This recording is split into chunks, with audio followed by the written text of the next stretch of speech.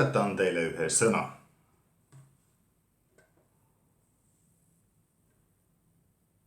Kastelukannu.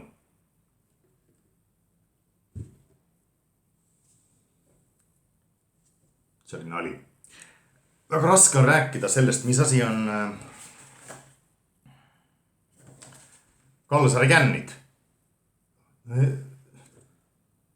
Kõik räägivad, et niimoodi, natuke võtad veini ja tunned ennast hästi ja kõik tsakrad lähevad lahti ja nii hea on olla. Vaatab maal ja maal ärkab ellu. Igal pool harmoonia. Pole õrna aimugi sellest. Ma tean ainult, mis asi on Kalsaari Kaado känni. Kalsari tuleb sõnast kalsarit ehk trussikud, pikkpesu, karupüksid. Ja Kaado känni tähendab seda, kui inimene on täiesti lääpakil. Joonud ennast täis. No ja mina ei saa selle suurepärase hükkevormiga tegelda. Nii et võtame nüüd natukene.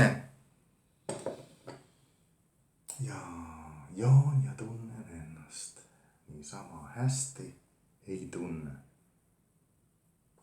Ma ikka võtan kohe kannuga. Ja karanteeni ajal, kui ka on ainult vett. Samas jah, kõik räägivad, kui lahe see on. Võib-olla ongi lahe.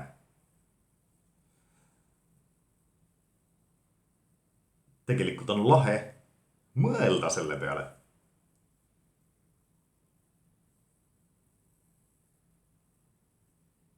Teatud piirini. Nii et mõelge ise.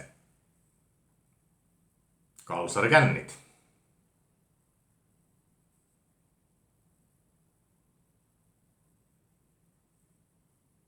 Soome kingitus. Koroona